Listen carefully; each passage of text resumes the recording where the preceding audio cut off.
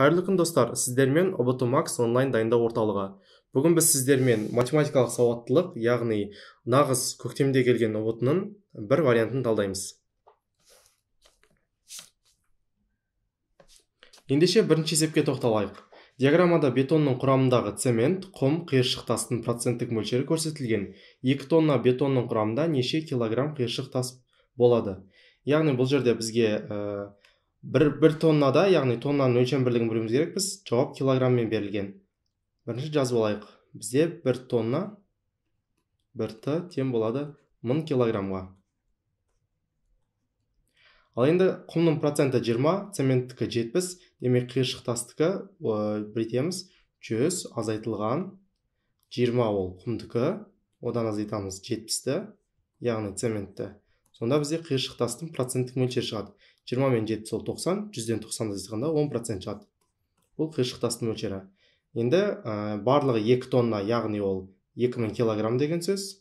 2000 килограммды 100% деп аламыз. Ал бізге іздерінді шамамызды x дейміз, қиыршық тастың мөлшерін, оны 10% дейміз. Енді қарапайым пропорция. X дегеніміз 2000 көбейтілген 10% бөлінген 100%-ға. 2000-дан 2000-мен қысқарады, 20-ға 10-ды көбейтеміз, проценттер қысқарады. Сонда бізде жауабы шығады 200 килограмм. Бұл дегеніміз бізде вариант D болады. Ендеше екінші есепке өтейік. Екінші есепте, сыныпта барлығы 30 оқушы бар. Сыныпта жиынтық бағалау кезінде неше оқушының 4 деген баға алғанын табыңыз дейді. Яғни бағанағы есепке ұқсат, бұл да проценттік шамалар арқылы шығарамыз. Барлығы бізде 30 оқушы бар. Оны 100% деп аламыз, 30 оқушыны. 30 оқушы тең болады бізде 100%-ға. Және де ізденімді шамамыз бізде ол x оқушы. Ол тең болады бізде. Енді осы x-тің процентін тауып алайық. Бізде 4 алған, ол бізде 3 алғандар 27%, 2 алғандар 6%, ал 5 алғандар 27%. Демек 100-ден осы 3-еуін азайтамыз, сол кезде бізде 4 алғандар шығады. 100-ден 3-еуін азайтқан, 3-еуін қосыңыз 27, қосылған 6, қосылған 27, бізде 60% шығады. Ал 100-ден 60 азайтсақ, бізде 40% шығады. Демек ізденімді шамамыз бізде 40%. Енді осы жерден x-ін мәнін таба саламыз. Бағанағындай пропорция. 30-ға 40% көбейтеміз. 12 артында 2 жазылады. Бөлінген x-нікі 100. Демек 100-ге бөлеміз. Сонда 2 мен 2 қысқарады. Жауабы 12 шығады. Мінекей, 12 оқушы бізде жауабы С. Үшінші есепке өтейік. Үшінші есеп.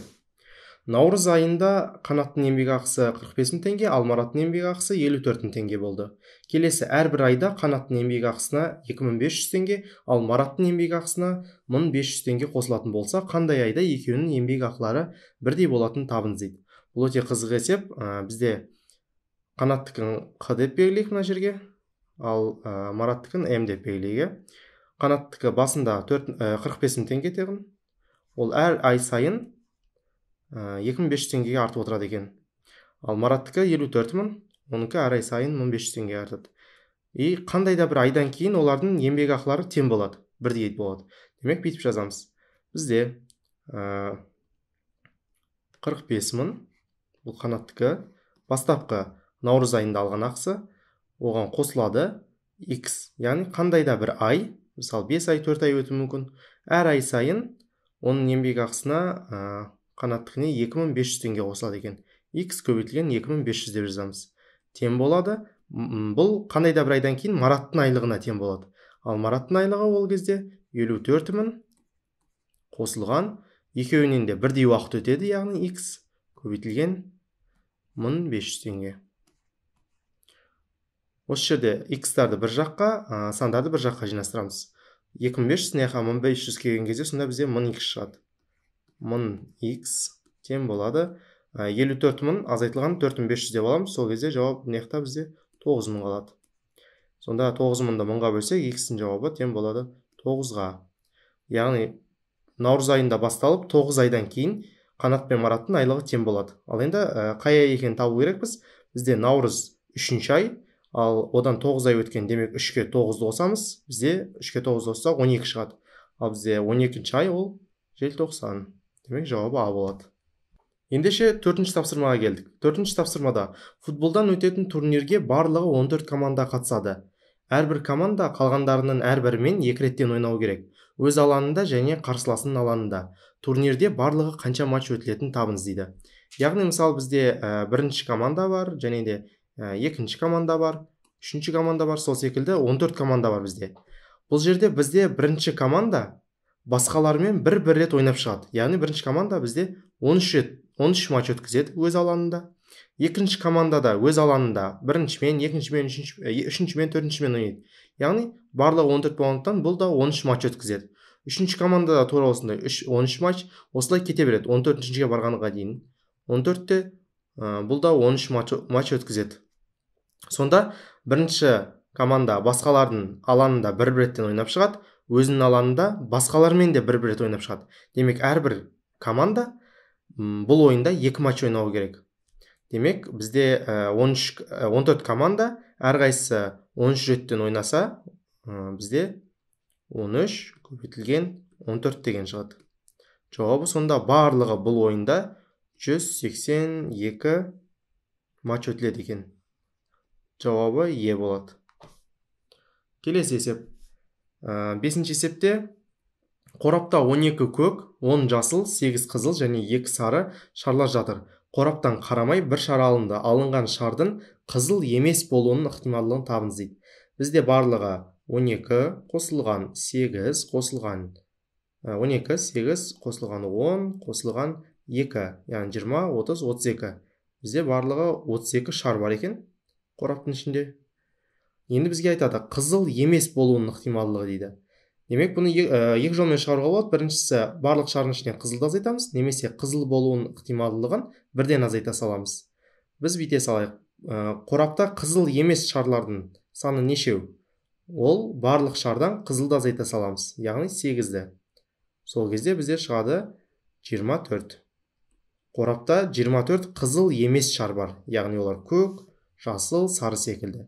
Енді ықтималдық табу үшін бізге керек ізделінді оқиғалар саны ол 24 бөлінген жалпы оқиғалар саны. Ол дегеніміз жалпы шарлардың санына тең. Яғни 24 бөлінген 32-ге. Екеуі қысқарады 8-ге. Сонда асты 4, алымы 3 болады. Бұл дегеніміз 3 бөлінген 4 ол 0,175-ге тең. Бізде бұл вариант болады В. 0,175. 6-ші есепке өтейік. Төмендегі суретте апта күндерінде дүкенде сатылған Қазақстан шоколадының сатылу графигі көрсетілген. Сатылған шоколадтардың арифметикалық ортасын табыңыз дейді. Яғни бізде арифметикалық ортаны табу үшін барлық оқиғалар санын, барлық заттардың санын бөлеміз. Мысалы, мына дүйсенбі, сейсенбі, яғни апта күндеріне. Бізде дүйсенбіде 200 шоколад сатылған. Сейсенбіде 500, яғни 200 қосылған 500 болады. Қосылған сәрсенбіде 400. Қосылған бейсенбіде бізде 100 екен. Қосылған жұмада 300 болады. Тең дейміз. Бұл бізде шығады. Екен қоссақ 700, 700-ге 400 қоссақ 1100, 1100-ге 100 қоссақ 1200, 1200-ге 300 қоссақ бізде 1500. Сонда дүйсенбіден жұмаға дейін 1500 шоколад сатылған. Ал арифметикалық орта дегеніміз, орташа есеппен әр күнде неше шоколад сатылған, соны табамыз. Ол үшін 1500-ді бөлеміз күндердің санына, яғни 1, 2, 3, 4, 5. 1500 бөлінген 5-ке. Ол дегеніміз бізде 300. Жауабы 300 болады екен. Бізде бұл вариант Е. Ендеше сіздерге кішігірім ақпарат беріп кетейін біздің Botomax онлайн орталығы туралы. Яғни бізде қазір математикалық сауаттылығы курсы бар. Сіздер оның бағасы бар болғаны 3900 теңге. Яғни бізде қазір жеңілдіктер жүріп жатыр. Жалпы курс қалай өтеді? Бұл жерде біз тек қана нұсқа талдамаймыз. Сонымен қатар 7-ші және 11-ші сыныптар арасындағы барлық тақырыпты толығымен қамтып үлгереміз. Ол тақырыптарды онлайн түрде талқылаймыз, яғни аптасына 2 рет сабақ болады бізде, үй тапсырмалары беріледі, және түсінбеген тапсырмаларыңызды видео нұсқа түрінде талдай аламыз. Сонымен қатар сабақта өтілген тақырыптарды қайталау арқылы видео жазбаларын көре аласыздар.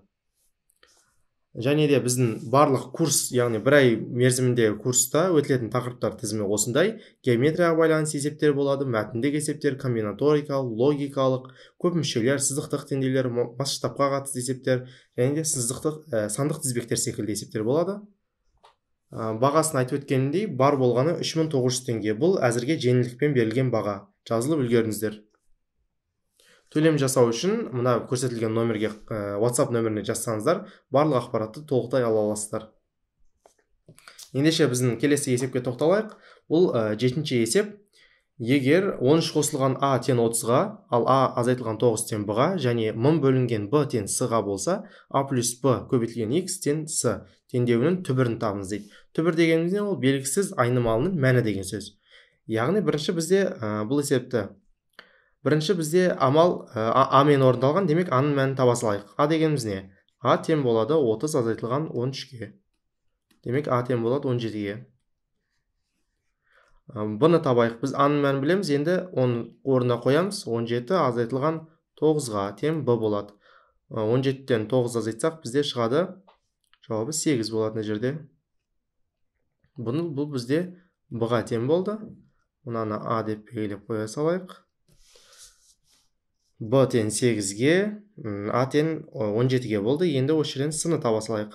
С дегеніміз бізде 1000 бөлінген, С дегеніміз 1000 бөлінген Б-ға. А Б дегеніміз ол 8-ге. 1000-ды 8-ге бөлсек, бізде 125 шығады. Бұл С-ның мәні. Енді X-ның мәнін табайық. Мына жерге де С деп белгілеп қойыңыз, сізге түсінікті болу үшін. Енді А қосылған Б дейді. А, Б бұл 17 қосылған 18 деген сөз. Ол дегеніміз 25 көбейтілген X тең болады С-ға. С дегеніміз бізде 125. Енді осы жерден біз X-ның мәнін таба саламыз. Яғни ол теңдеудің түбірі деген сөз. X тең болады 125 бөлінген 25-ге. Сонда жауап бізде болады 5. Бұл бізде вариант Д болады. Есеп түсінікті болса, 8-ші есепке өтейік. Көлденең сызықтар мен таяқшада бір-бірімен беттеспейтін жасыл, қызыл және көк сызықтар белгіленген. Егер таяқшаны тек жасыл, қызыл немесе көк сызықтар бойынша кессе, онда сәйкесінше 6, 8, 11 бөлік пайда болады. Егер таяқшаны барлық сызықтар бойынша кессе, неше бөлік пайда болатын табыңыз дейді. Яғни біз бұны қарапайым сіздерге түсінікті болу үшін мынандай бір таяқша сызайын. Мысалы бұл жерде бізде айтқан екен, жасылды алайық. Жасыл 6. Яғни жасыл сызықтармен бөлу керек. Ол кезде 6 бөлік пайда болады. Яғни бір бұлайнан бөлім, сонда бөліктер саны 6 болады. Ол қай кезде 6 болады? Мысалы, бір нәрсені біз, бір мысал, 2-ге бөлетін болсақ, 2 рет бөлетін болсақ, 3 бөлік пайда болады. 1, 2 және 3. Демек, бөлген сызықтарда плюс 1 болады. Мысалы, n рет бөлетін болсақ, ал бөліктер саны n плюс 1-ге болады сонда. Бұл да тура сондай. 6 бөлік пайда болды, демек бұны 5 рет бөлген деген сөз. 1, 2, 3, 4, 5. Міне 1, 2, 3, 4, 5, 6. 6 бөлік пайда болды, бірақ 5 рет бөлді.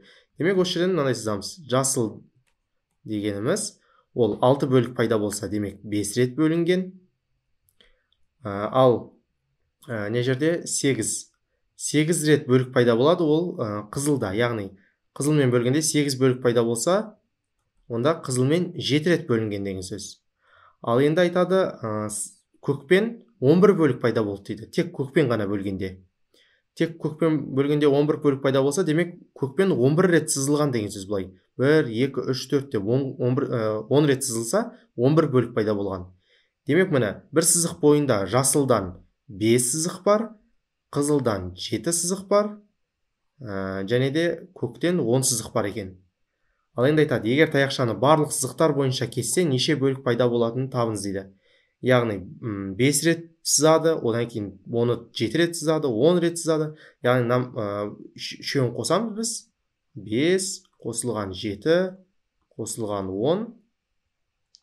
Так, 5-ке 7-ні қоссақ 12, 12-ке 10-ды қоссақ, бізде Бұның жауабы болады 22. Яғни біз көлденең сызық 22 рет сызылады. Ал оның бөлшек саны плюс 1 болады. Яғни ол 23-ке тең. Вариант бізде болады сыға. Енді біз келесі есепке өтейік. 9-шы есеп.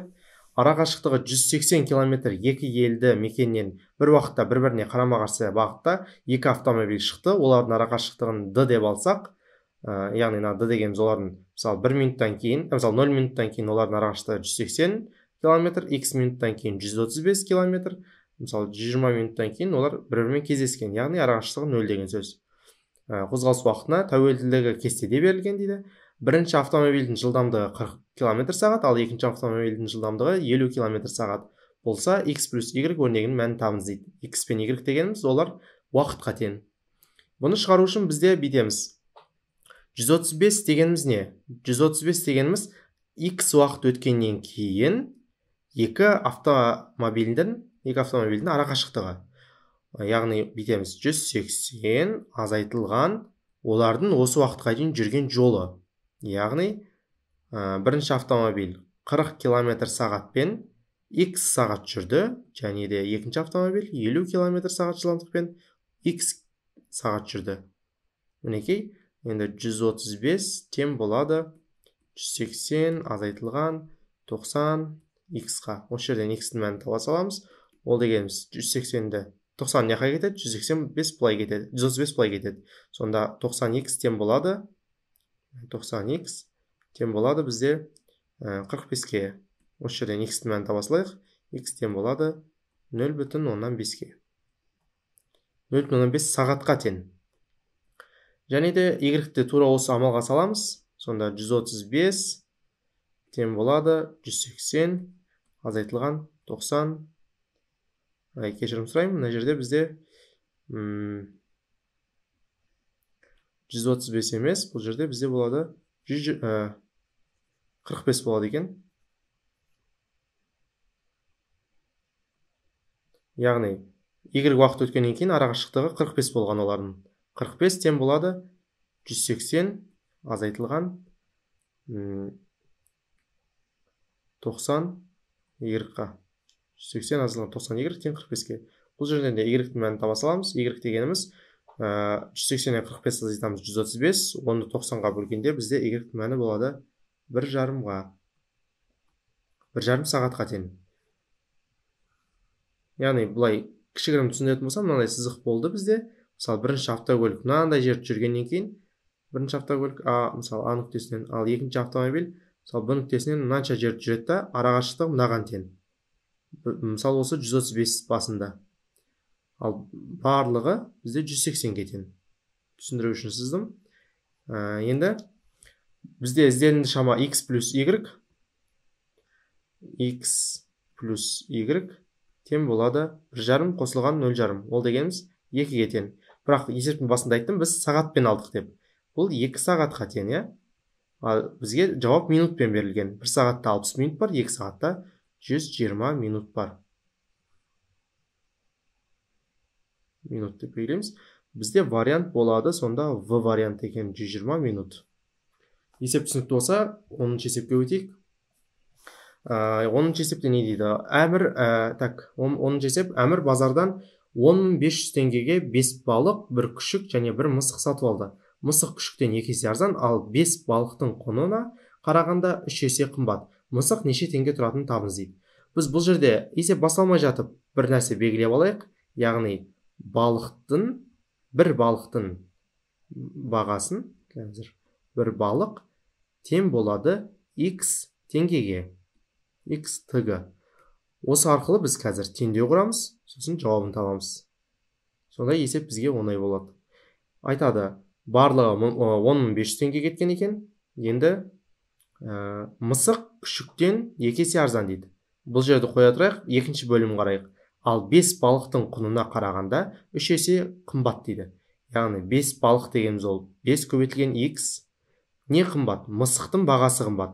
Мысық 5 балықтың құнына қарағанда 3 есе қымбат екен.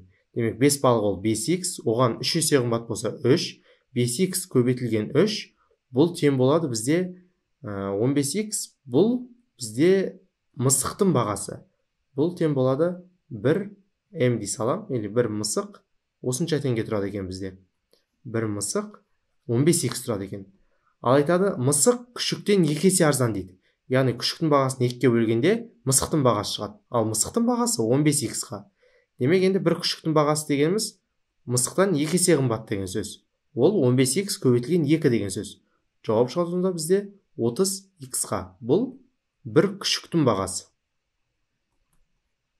Бір күшіктің бағасы бізде 30x-қа тең екен. Ал енді біз теңдеу құра салайық. Бізде 5 балық бар. Ол дегеніміз 5x бар деген сөз бізде. Өйткені бір балықтың бағасы x теңге. Сондықтан 5x. Және де бізде бір күшік бар. Бір күшік бізде 30x тұрады екен. 30x қосылған. Және бізде бір мысық бар екен. Бір мысық бізде 15x тұрады екен. Қосамыз. 5 қосылған 30, 35. 35 қосылған 15 болады 50. Барлығы 50x кеткен. Яғни 50x ақша кеткен. Ал ол тең болады Әмірдің базарда жұмсаған ақшасы. Яғни 10.500 теңге. 10.500 теңге. X-ті табу үшін 10.500-ді бөлеміз 50-ге. Сонда бізде X-дің жауабы шығады. X-дің жауабы тең болады 210-ға. Бірақ бізде есепте мысықтың бағасын сұрап жатыр екен. Мысық неше теңге тұратынын табыңыз дейді. Мысықтың бағасын мына есептің шешуіне қараймыз. Бір мысық 15x-қа. Демек, ізделінді шамамыз 15 көбейтілген 210-ға. Ол дегеніміз 210-ды 15-ке көбейтсек, бізде шығады жауабы 31.500. 200-дан көбейтілген 15. 3.150 теңге болады екен. Сонда бізде бір мысықтың бағасы 3.150. Бұл бізде вариант болады В. В варианты болады. Так, вариант В. 3.150 теңге болды. Енді бұл есеп түсінікті болса, 11-ші есепке өтейік.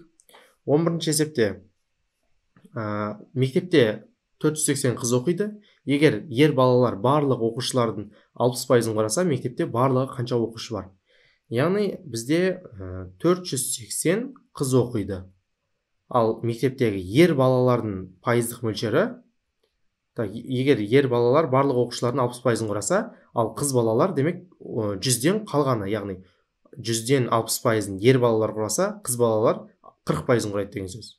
Мына қыздардың саны 480, ал оның пайыздық мөлшері болады бізде 40%-ға тең болады. Себебі 100-ден 60-ты азайта салдық. Міне 100 азайтылған, түсінікті болсын жазып қойын. 60 бұл ер балалар, пайыздық мөлшері тең болады 40. Бұл қыз балалардың пайыздық мөлшері. Түсінікті болсын жаздым. Енді бізде есептің шарты бойынша мектепте барлығы қанша оқушы бар? Барлық оқушылардың саны x дей салайық. Олар 100%-ды құрайды, барлық оқушылардың саны 100%-ды құрайды. 100%, 100 деген сөз. X-дің мәнін таба салайық. X дегеніміз ол 480 көбейтілген 100% бар, бөлінген 40% бар. Пайыздар қысқарады. Кейін мына өрнек шығарамыз. 480 мен 40 қысқартылады. Сонда бізде жауабы болады 1200. Бұндай вариант бізде 1200. Бізде бұл вариант болады С варианты 1200-ге. 11-дің жауабы С болды. Енді 12-ші есепке тоқталайық. Графикпен жұмыс істеу керек екен. Графикте оқушылардың математика және математика пәнінен номер 1 және номер 2 байқау сынағындағы жинаған ұпай сандары көрсетілген. Екі байқау сынағынан кейін ұпай саны ең төмен болған оқушыны табыңыз дейді. Бізге кілт сөз ең төмен. Демек, міне Айжан біріншісінен ол 21, екіншісінен 15, ал Арман керісінше ол біріншісінен аз жинаған 13, одан кейін 24. Міне әр оқушының балдары көрсетілген. Осылардың әрқайсысын қосып, ішінен ең азын ала саламыз. Бұл жерде бізде Айжандікі 15 қосылған 21, 36 болады екен Айжандікі. Ал Армандікі бізде 13 қосылған 24. Бұл дегеніміз 37 деген сөз. Армандікі 37 болды. 37. Енді Жанаттікі 12 қосылған 17. Бұл дегеніміз 29-ға. Ал Айымдікі 22 қосылған 28. Бұл 22-ке 28 қоссақ бізде 50 шығады. Айымдікі 50 екен сонда. Ал Жанардікі 11 қосылған 19. Бұл 30 болады. Осының ішінен ең азын ала саламыз. Ол дегеніміз 36, 50, 30 емес, 37 емес, азы 29. Жанаттікі 12 қосылған 17 бізде 29 болды. Жауабында Жанат деген, Жанат бізде болады С.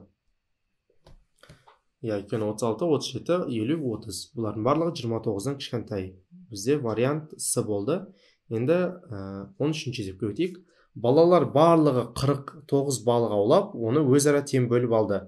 Балалар саны балық санынан аз болса, балық аулауға неше бала қатысқан табыңыз. Бұл өте оңай логикалық жолмен шығара салуға болады. Барлығы 49 балық екен. Оны бұл жерде бізде кілт сөз тең бөлді дейді. Яғни, мысалы бір 49 балық алып, оны балалар санына теңдей бөлген. Әр балаға мысалы бірдей балық саны, біреуіне 5, біреуіне 5, біреуіне 5 деген секілді теңдей балық саны түскен. Яғни бұл жерде тең бөліну үшін 49-ға бөлінетін санды таба саламыз. Яғни 49-ға бөлінетін сан. Бұл жерде 49-ға 5 бөлінбейді.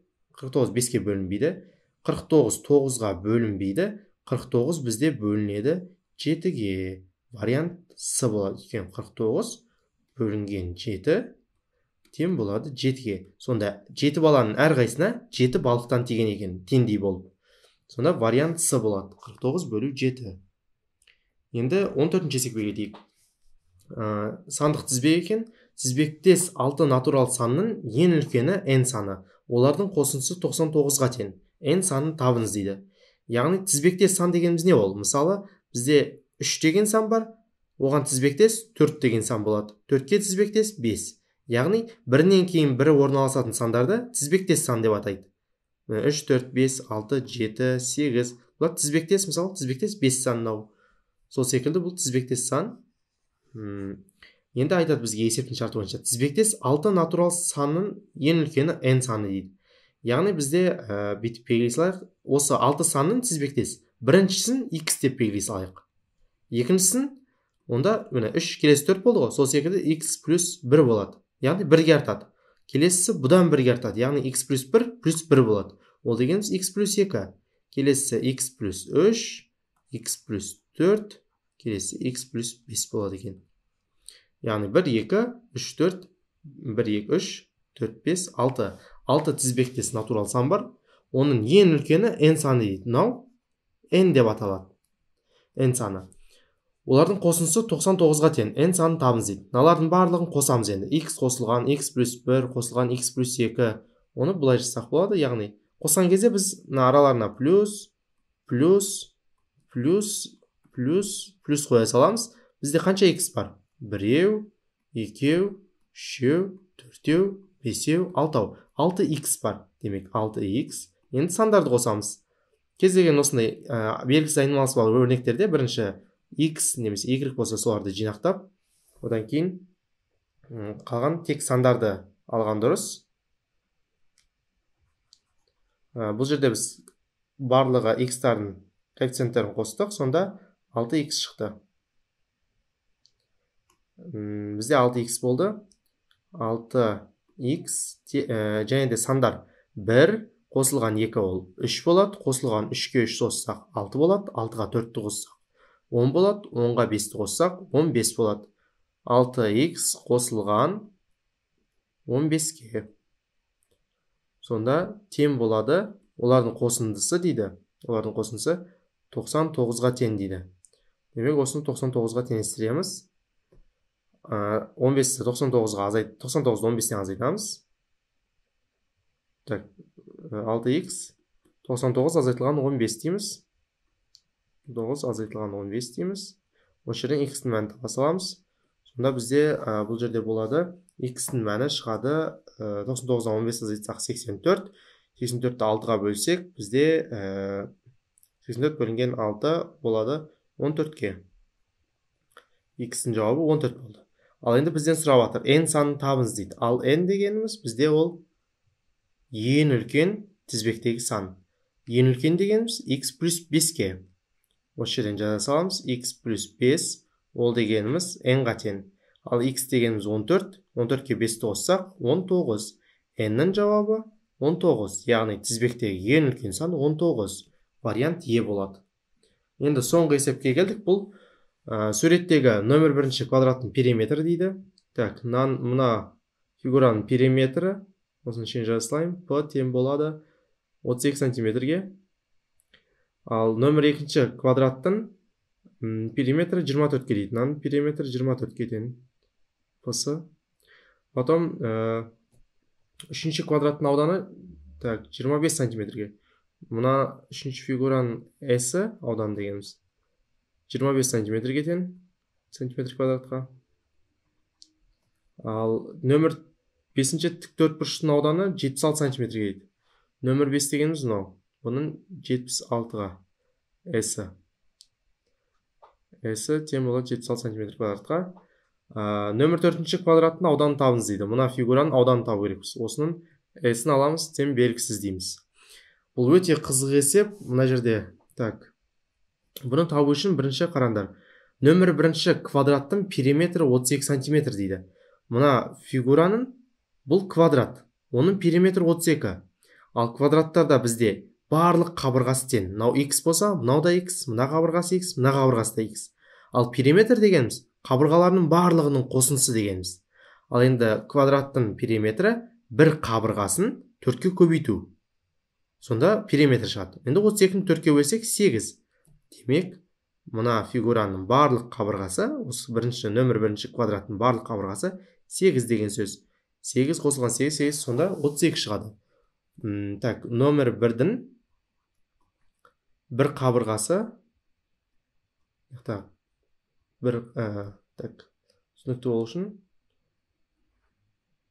бір қабырғасын, қазір бір қабырғасы сонда 8-ге тең болады екен.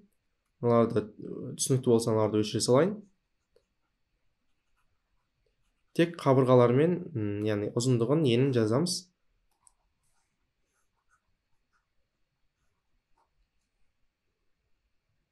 Так, мынаны өшіреміз. Тапқандарым тауып болсақ, мынандай шарттарын өсіріп салсалайық.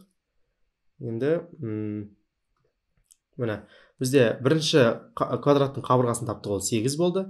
Нөмір екінші квадраттың периметрі 24 сантиметр. Бұл да бағанағындай. Бұл квадрат, оның периметрі 24 болса, квадраттың периметрін 4-ке бөлсек, бір қабырғасының ұзындығы шығады. 24 4-ке бөлсек 6 болады екен. Демек, мынау фигураның квадраттың қабырғасы 6. Мына жерде 6, мына жерде 6, мына жерде 6. 6 4 рет кездескен. Периметрі ол 24. Демек, 6 көбейтілген 4 деген сөз. Енді нөмір 3-ші квадраттың ауданы 25 сантиметр квадрат дейді. Бұл жерде периметр емес, енді аудан. Бұның ауданы 25 болса, кез келген квадраттың ауданы дегеніміз ұзындығының квадраты. Яғни аудан дегеніміз ол ұзындығы мен енінің көбейтіндісі, ал квадратта ұзындығы көбейтілген ұзындығы болады. Яғни x көбейтілген x тең 25 болса, x-дің мәні 5-ке тең. 25-дің түбір астысы. Енді нөмір 5-ші тіктөртбұрыштың ауданы 76 сантиметр квадратқа тең дейді. Мына 5-ші бұның ауданы 76 дейді. Демек, мына жерде бізде қандай да бір x деп белгілейік. Мына жерде мынау 8 квадрат болғандықтан, мынау 6, мына жер 5-ке тең. Демек, нөмір 5-ші фигураны былайынан сызып алайық. Фигура нөмір 5-ші. Нөмір 5-ші фигура. Осының бір бөлігі x-қа тең, ал бір бөлігі 8 қосылған 6 қосылған 5. Яғни, мына екеуін қоссақ 14, 14-ке 5 қоссақ 19. Міне, бұл нөмірі 5-ші тіктөртбұрышты фигура осылай белгіленеді. Оның ауданы дейді, ауданы 76-ға тең. 76. Ал ол дегеніміз не? Аудан дегеніміз ені мен ұзындығының көбейтіндісі. 19 көбейтілген x-қа. Осы жерден x-дің мәнін таба саламыз. X дегеніміз 76 бөлінген 19 шығады. Сонда бізде осы нөмірі 5-ші тіктөртбұрыштың ұзындығын табамыз. То есть енін деген. Енін табамыз. Сол кезде x-тен болады бізде 4-ке. X-тен болды 4-ке. Яғни бұл 4, мына x 4. Демек, мына жерде 4 деген сөз. Мына жерде 4 деген сөз. Енді біз нөмір 4-ші фигураны қарастырайық. мына жері 4, ал мына нөмір 3 фигураның біз бір қабырғасы 5 деп айтқанбыз. Мына жер 5 болады. Ал 5, енді нөмір 4 бұл квадрат екен, оның ауданын таба саламыз. Мына бізде нөмір 4 фигураның бір қабырғасы демек 5, 4. Екеуінің қосындысы 9 деген сөз. Мына жерде де 9, мына жерде де 9. Сонда нөмір 4 фигураның ауданы дегеніміз ол S4 дей салайын, тең болады 9 көбейтілген 9. Ал ол тең болады бізде 81-ге. 81 сантиметр квадратқа. Бұл бізде вариант Е болды. Міне осылайша біз көктемде келген нағыз ұбт сұрақтарын талқыладық. Назарларыңызға рахмет. Сіздермен бірге болған мен Бекбаев Бағдат, ұбт Макс онлайн дайындау орталығының мұғалімі.